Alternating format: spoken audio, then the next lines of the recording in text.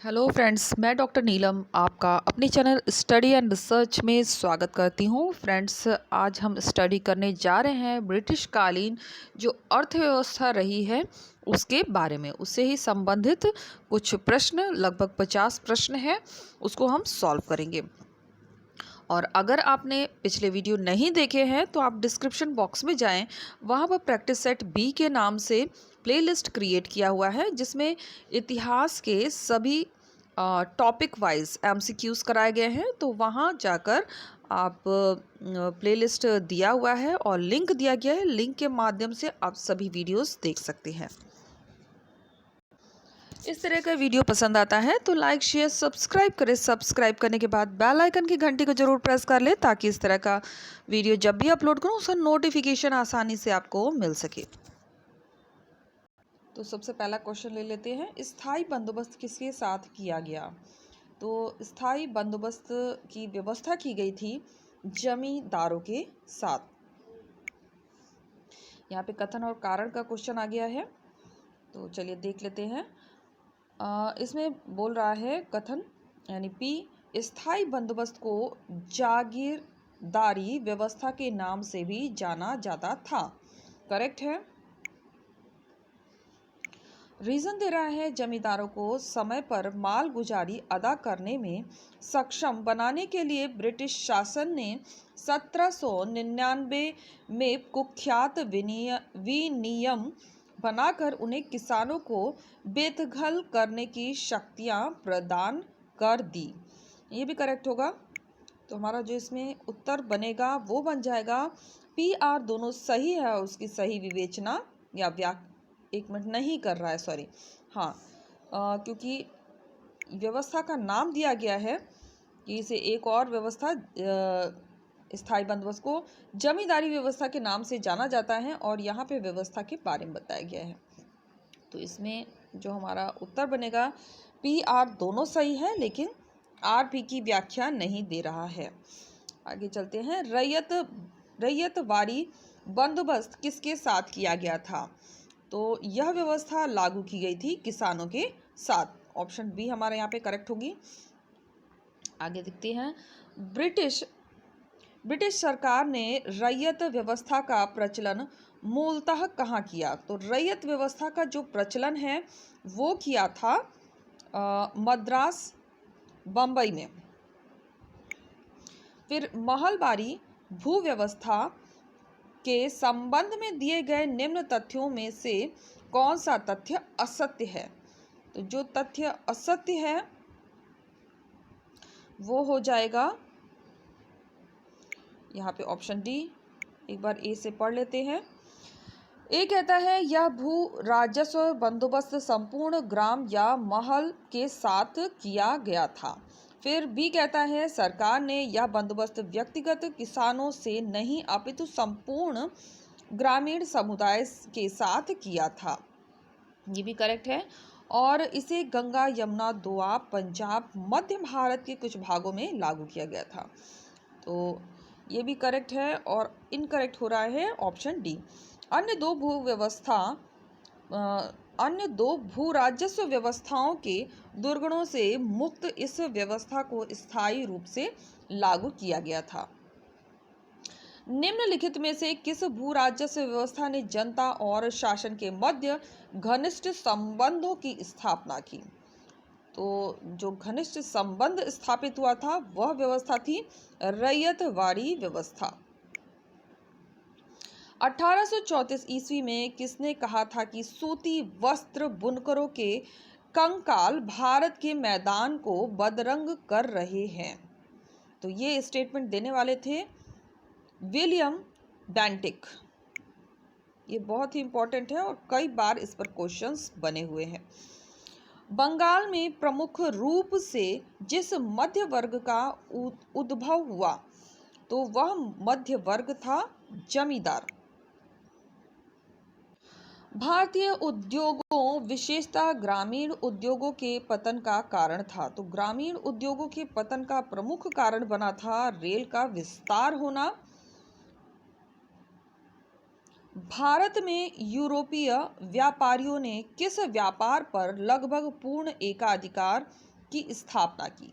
तो लगभग पूर्ण अधिकार एकाधिकार की स्थापना की थी आयात व्यापार पे, क्योंकि कच्चा माल यहाँ से वो लेकर चले जाते थे, तो आयात व्यापार पर उन्होंने एकाधिकार स्थापित कर लिया था। क्वेश्चन नंबर 11, भारतीय व्यापार से कंपनी के एकाधिकार को समाप्त करके उसे समस्त ब्रिटिश नागरिक के लिए कब उन्मुक्त कर दिया गया? तो इसे किया गया था 1813 में। ईस्ट इंडिया कंपनी को उसके वाणिज्य कार्यों से निम्नलिखित में से किस अधिनियम के द्वारा वंचित कर दिया गया? तो वंचित कर दिया गया था, ये किया गया था 1833 के चार्टर एक्ट के द्वारा। 1833 के उपरांत ब्रिटेन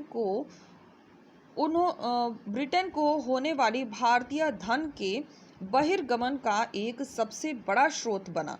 तो सबसे बड़ा जो स्रोत बना था वो बना था भारत में ब्रिटिश पूंजी निवेश। ऑप्शन बी हमारे यहाँ पे करेक्ट हो जाएगा। भारत में सर्वाधिक ब्रिटिश पूंजी निवेश किन क्षेत्रों में और किन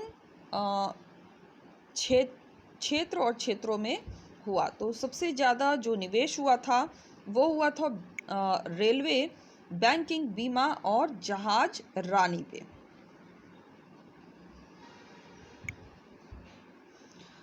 ब्रिटिश सरकार द्वारा अपने वित्तीय संसाधनों की वृद्धि के लिए भारत में निम्न में से किस कर को आरोपित या उसकी दर में वृद्धि नहीं की गई? तो वृद्धि नहीं की गई थी व्यवसाय कर में।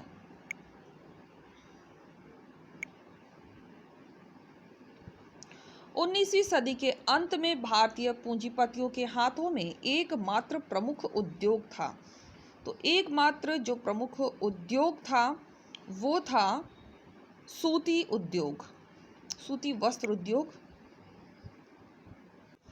भारत में ब्रिटिश औद्योगिक नीति का मूल्यांकन निम्न तथ्यों में दिया गया है। सत्य तथ्य बताइए। जो इसमें सत्य हो रहा है उसी का हमें चुनाव करना है। ए कहता है कुंठित विकास की नीति, ये गलत है। बी है अनौद्योगिकरण या उद्योगों के निवेश की नीति, यही हमारा आंसर बनेगा। अर्थव्यवस्था के औपनिवेशीकरण की नीति, यूरोपीयकृत एकाधिकार की नीति। तो ऑप्शन जो हमारा बी है वो करेक्ट हो जाएगा। निम्नलिखित किस उद्योग में भारतीयों की प्रारंभ से ही हिस्सेदारी थी? तो प्रारंभ से ही जो हिस्सेदारी थी वो थी सूती कपड़े में। अंग्रेजों द्वारा भारत में प्रारंभ किया गया पहला व्यापार था, तो उनका पहला जो व्यापार था वो था नील का। नील आंदोलन, नील विद्रोह भी हुआ था। तो आगे चलते हैं क्वेश्चन नंबर 20 पे। किसने कहा था कि स्थायी बंदोबस्त एक दुखद भूल थी? दुखद भूल कहने वाले थे होम्स।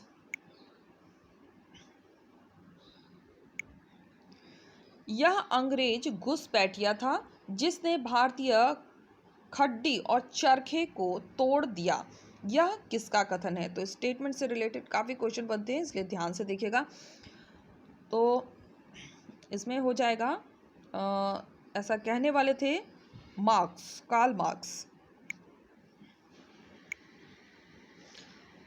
अकाल के कारण व उपाय पर विचार हेतु 1880 ईस्वी में लिटन सरकार ने किसकी अध्यक्षता में आयोग गठित किया था?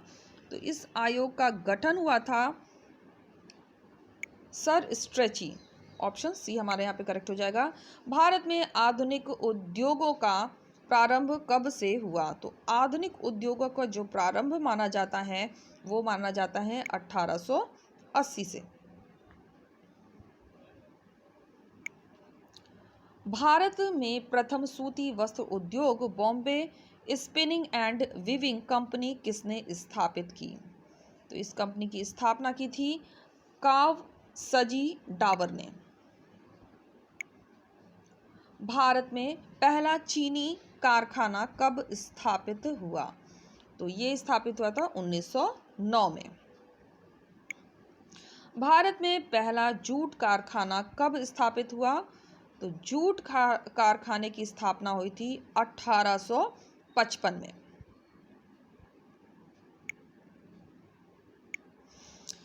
जमशेद जी टाडा ने Tada iron and steel company की स्थापना की थी। तो इस कंपनी की स्थापना हुई थी 1907 में। भारत का पहला श्रमिक संघ बम्बई मिल एंड हैंड एसोसिएशन कब स्थापित हुआ? तो इस एसोसिएशन की स्थापना हुई थी 1884 में। बम्बई पोस्टल यूनियन कब स्थापित हुआ? तो बम्बई पोस्टल यूनियन की स्थापना हुई थी 1907 में। भारतीय राष्ट्रीय ट्रेड यूनियन कांग्रेस INTUC की स्थापना किसने की थी? तो किसने की थी इसकी स्थापना? तो ये स्थापना करने वाले थे वल्लभ भाई पटेल। मजदूरों की पहली हड़ताल कब और कहां पर हुई थी? तो ये हड़ताल हुई थी 1877 ईस्वी में नागपुर में एक सूती मिल में।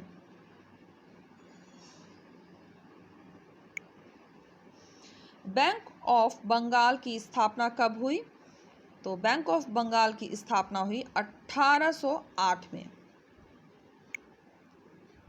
1914 ईस्वी के पूर्व केवल 2 बड़े भारतीय बैंकों का अस्तित्व था। एक बैंक ऑफ इंडिया दूसरा था, यानी बैंक ऑफ इंडिया था, और इसके अलावा कौन सा था? तो ये था पंजाब नेशनल बैंक।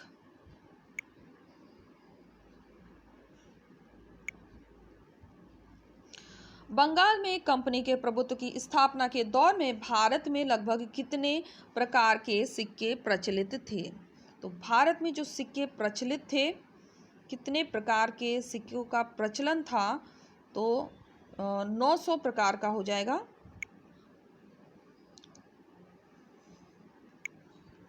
ब्रिटिश उद्योगों का प्रधान केंद्र था। तो उद्योगों का जो प्रधान केंद्र बनाया गया था वो हो जाएगा कलकत्ता। प्लासी के युद्ध के पूर्व भारत में उदीयमान मध्य वर्ग का गठन किससे हुआ था? तो मध्य वर्ग का गठन हुआ था दधानी व्यापारियों से। भारत में चाय उद्योग का विकास कब हुआ? तो भारत में चाय उद्योग का जो विकास माना जाता है वो माना जाता है 1850 के पश्चात।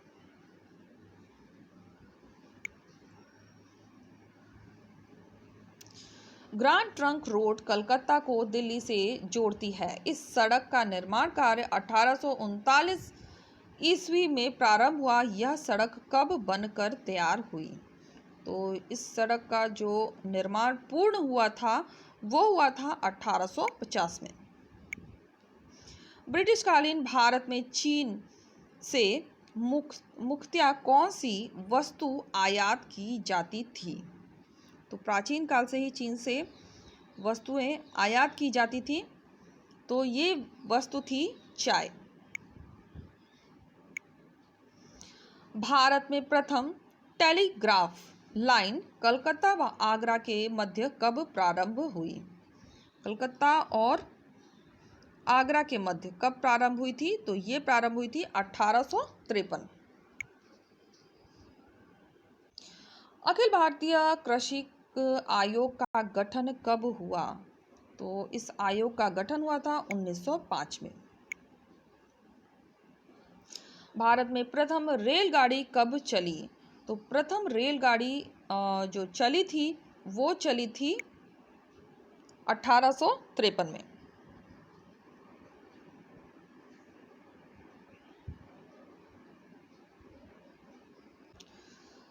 द पॉवर्टी ऑफ इंडिया का लेखक कौन था? तो पॉवर्टी ऑफ इंडिया के जो लेखक थे वो थे दादा भाई नौरोजी। और ये बहुत इंपॉर्टेंट है, नेट का आया हुआ क्वेश्चन है। रेलवे बजट को किस वर्ष सामान्यतः बजट से अलग किया गया? तो सामान्य बजट से रेल का बजट अलग कर दिया गया था, ये हुआ था 1925 में।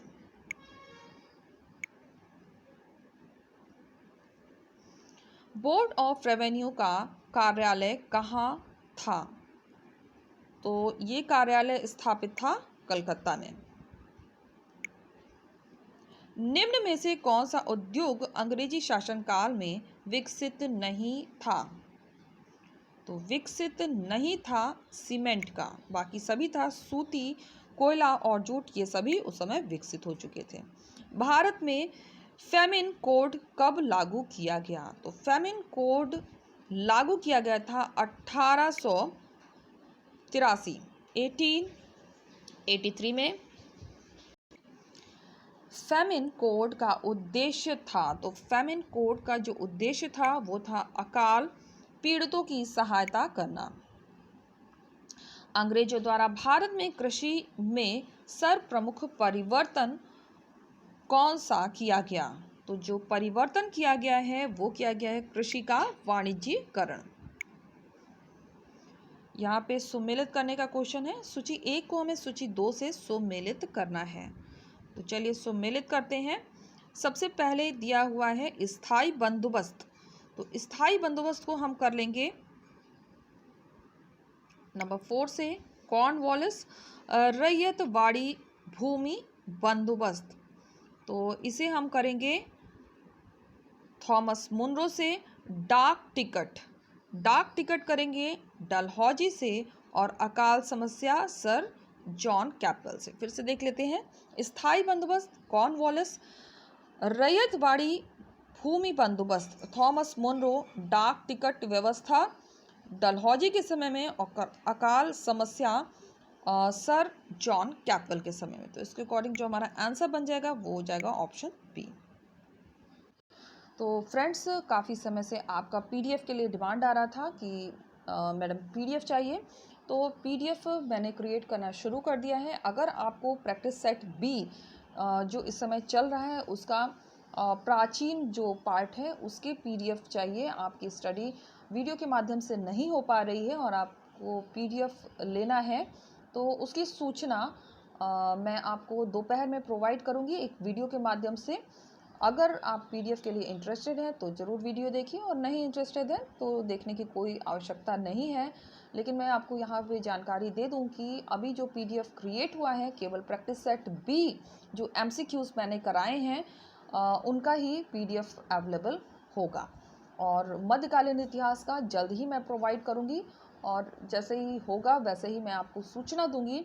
इसके अलावा जो ओल्ड पेपर्स के आपके डिमांड आ रहे हैं वो भी पीडीएफ क्रिएट हो रहे हैं। जैसे जैसे पीडीएफ क्रिएट होते जाएंगे वैसे वैसे मैं आपको सूचना देती जाऊंगी। तो यहाँ हम आ गए हैं प्रैक्टिस सेट बी जिसकी स्टडी अभी हम कर रहे हैं। ये सीरीज़ अभी चल रही है।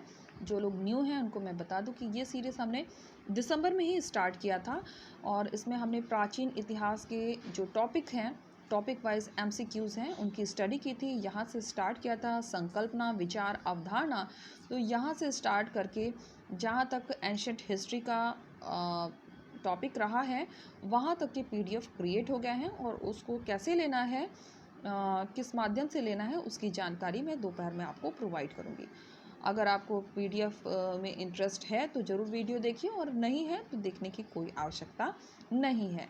तो धीरे धीरे जैसे जैसे पीडीएफ क्रिएट होगा वैसे वैसे मैं आपको प्रोवाइड करती जाऊंगी। और अगर आप वीडियो से अध्ययन करना चाहते हैं तो इन सब के लिंक आपको डिस्क्रिप्शन बॉक्स में मिलेंगे, और कंप्लीट वीडियोस इस पे अवेलेबल हैं। तो इस पर से आप वीडियो के माध्यम से भी अपनी स्टडी को जारी रख सकते हैं। उम्मीद है आपको वीडियो पसंद आया होगा। वीडियो पसंद आता है तो लाइक, शेयर, सब्सक्राइब करें। सब्सक्राइब करने के बाद बेल आइकन की घंटी को जरूर प्रेस कर लें, ताकि इस तरह का वीडियो जब भी मैं अपलोड करूं उसका नोटिफिकेशन आसानी से आपको मिल सके। तो ये रहा प्राचीन इतिहास तक, यहाँ तक के वीडियो आपको अवेलेबल हो जाएंगे इन पीडीएफ। तो okay friends, take care and bye bye.